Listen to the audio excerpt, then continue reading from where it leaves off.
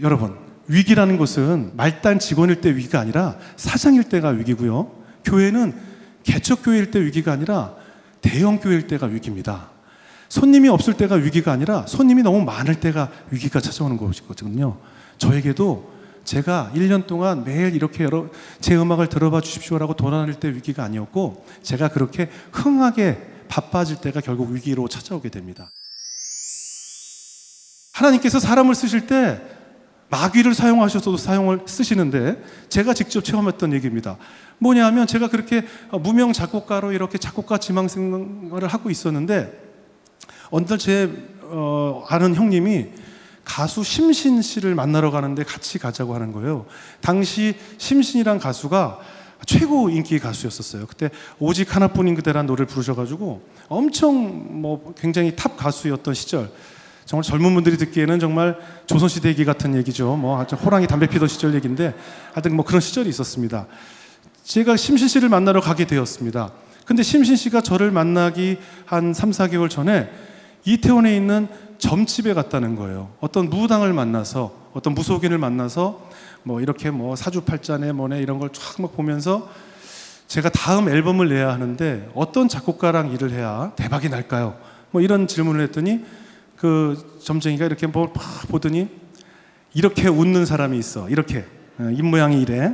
이런 사람이 나타나면 걔를 꼭 잡아 라고 했다는 거예요. 근데 심신 씨가 이렇게 입모양을 봐도 잘 특징을 모르겠으니까, 보통 다 웃을 때 그렇게 웃지 않나요? 그랬더니 또 뭘 이렇게 싹 보더니 웃는 건 이렇게 웃고 입 옆에 점이 났어. 그 입 옆에 점난 사람을 잡아. 걔가 아주 대박날 놈이야. 이런 얘기를 했다는 거예요. 그래서 심신 씨가 입 옆에 점난 작곡가를 계속 찾으러 다닌 거예요. 곡을 받으러 다니면 음악을 듣기보다 입 옆에 점이 있나 없나, 그리고 작곡가 만날 때마다 저 죄송한데 한번 크게 좀 웃어봐 주시겠어요? 그래서 계속 그 웃는 모양을 찾았다는 거죠. 그 무렵에 제가 이제 아는 선배 소개로 심신 씨를 만나러 갔는데, 저는 이제 구석에 앉아서 우와 가수다, 우와 심신이다 하면서 이렇게 구석에 앉아 있는데, 심신 씨가 저를 보더니 앞으로 와보라 그러는 거예요. 근데 저를 보더니 웃어봐 그러더라고요. 그래서 제가 왜요? 웃었죠. 그랬더니 너 입 옆에 점이 있네? 아 예, 원래 어렸을 때부터 있었습니다. 그랬더니 넌 뭐 하는 사람이니? 그래서 제가 사실은 목사님 아들인데 아빠가 이렇게 신학대를 갈아서 제가 이렇게 나왔고 어떻게 됐고 제가 살아온 얘기를 했죠. 그랬더니 그럼 내가 부를 만한 노래가 있니? 네가 작곡한 노래 중에 내가 부를 만한 노래가 있니? 그러는 거예요. 저는 이미 한국에 나올 때 제가 작곡한 노래를 한 7, 80여 곡을 작곡해서 갖고 나왔거든요. 그래서 이미 준비가 됐었습니다. 트로트도 있고 락도 있고 댄스 음악도 있고 발라드도 있고 다 준비가 되어 있었어요. 저에게 기회라는 것이 찾아왔죠.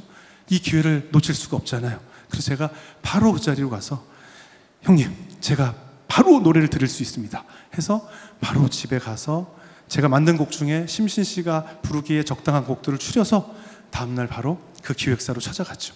그래서 제가 무명했던 제가 심신 씨 앨범에 10곡 중에 8곡을 제 곡을 수록하게 됐어요. 정말 아무런 발표도 해본 적 없는 그냥 무명의 작곡가가 그냥 하루아침에 이태원 이 도사님 덕분에 이태원 도사가 이걸 하는 교회에서 저기 무속인 덕분에 얘기하니까 되게 이상하죠.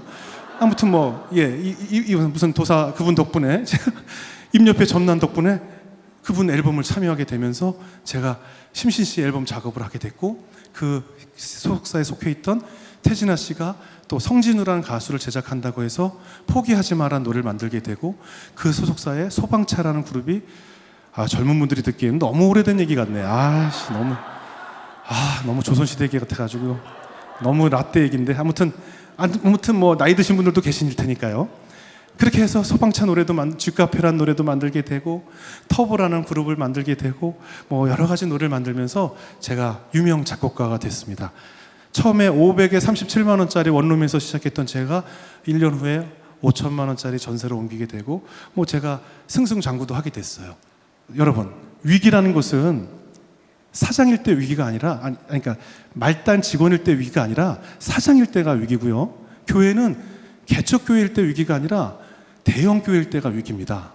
손님이 없을 때가 위기가 아니라 손님이 너무 많을 때가 위기가 찾아오는 것이거든요. 저에게도 제가 1년 동안 매일 이렇게 제 음악을 들어봐 주십시오라고 돌아다닐 때 위기가 아니었고, 제가 그렇게 흥하게 바빠질 때가 결국 위기로 찾아오게 됩니다. 그래서 저는 교만에 빠지게 되고 하나님을 멀리하게 되고 자연스럽게 늘 만취된 상태로 세상과 늘 어울려서 사는, 뭐 자세한 얘기는 안 하겠습니다. 하여튼 뭐 주로 지하실에서 많이 움직이면서 해보다는 달을 더 좋아했고 뭐 이런 생활을 참 즐겨 했었습니다. 그래서 저에게 이제 하나님께서 저에게 결국은 광야 학교라는 곳으로 초대를 하게 되죠. 제가 군대를 안 갔거든요.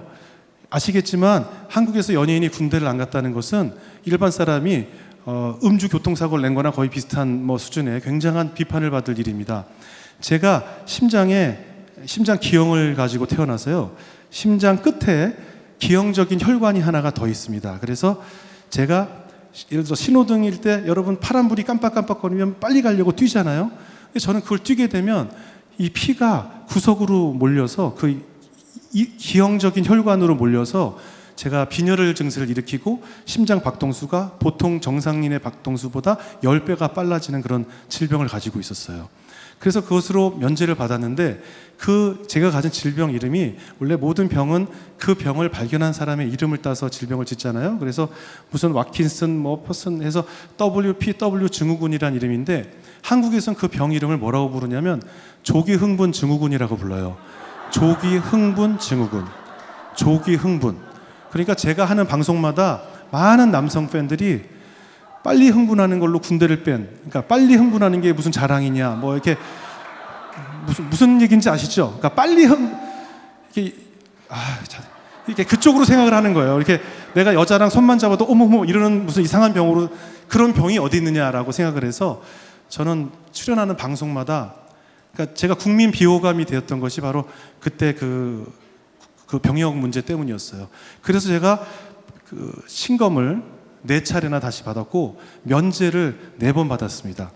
그런 손가락질을 받게 되다 보니까 연예인의 직업병이라고 하는 뭐 공황장애도 기본적으로 찾아오고, 모든 사람들의 시선이 나를 조롱하는 것 같고, 나를 무시하는 것 같고, 나를 비웃는 것 같고, 지나가다 만나는 사람의 표정만 봐도 이 사람도 나를 미워하고 있는 것 같고, 사거리에 이렇게 서 있으면 그 트럭이 저를 밟고 지나가는 상상이 자꾸 들고, 건물에 서 있으면 이게 자꾸 무너지는 느낌이 들어서 공포스러워서 있을 수가 없고, 뭐 이런 공포감이 굉장히 밀려오면서 나는 실패한 인생이고 나는 이 세상에서 존재 가치가 없다는 그런 굉장한 망상, 또 환청이 들리기도 하고 그런 병에 시달리게 됐습니다. 우울감은 당연했고요. 교회를 가서 하나님께 뭔가 의지해 보려고 하는데 무엇이 가장 싫었냐면, 조금 전 찬양처럼 많은 사람들이 일어나서 박수를 치면서 찬양하는 게 너무나 듣기 싫었어요. 뭐가 저렇게 기쁠까? 뭐가 좋길래 저렇게 일어나서 박수를 치지? 왜 기쁘지? 기쁨이 하나도 없던 것이죠. 그랬던 제가 왜 이렇게 우울한가라고 늘 답을 얻고자 할 때, 제 아내와 함께 드라마를 찍었던 신혜라 씨의 초청으로 제가 컴패션 사진전을 가게 됐고요. 그곳에서 1952년도에 한국의 전쟁 고아를 살리기 위해서 이 땅에 컴패션을 세우신 스완슨 목사님의 일대기를 듣게 됐습니다. 저희 아버님도 6.25 때 전쟁 고아로 홀로 올람을 하신 분이었고, 또 누군가의 도움으로 공부를 하셨던 분이셨기 때문에 저는 그 얘기가 더 뜨겁게 다가왔습니다. 그래서 많은 분들과 함께 컴패션에 있는 필리핀을 가게 됐고, 아이티를 가게 됐고, 인도네시아를 가게 됐고, 무덤마을이라는 곳에 가서 찾아간 집마다 무엇을 오늘 먹을 것이냐고 물어봤는데 무엇을 먹을 것이 하나도 없는 것이에요.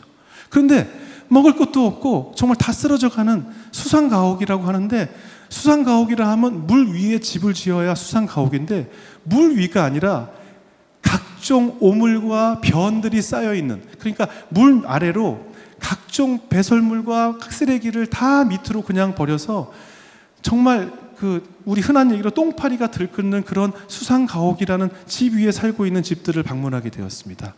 그런데 그들의 표정이 저와 바뀌어 있었어요. 이상한 거죠. 저는 그들과 상상할 수도 없을 만큼 풍요로운 사람인데 저는 기쁨이 없는 상태로 그들을 만나러 갔는데, 이들은 그런 환경 속에서 저희가 방문했다고 기뻐하고 있더라고요. 왜 기쁘지? 아무것도 없는 이 사람들이 왜 기쁘지? 왜 웃고 있지? 나는 웃질 않는데 이 사람들은 왜 웃고 있지라는 궁금증을 갖게 됐죠.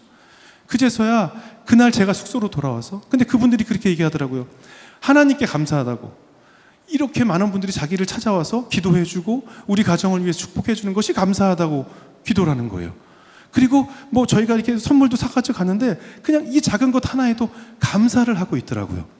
그래서 제가 그날 돌아와서 우연히 성경책을 넘겼는데 로마서 5장 3절 4절 말씀이 갑자기 눈에 띈 것이었어요.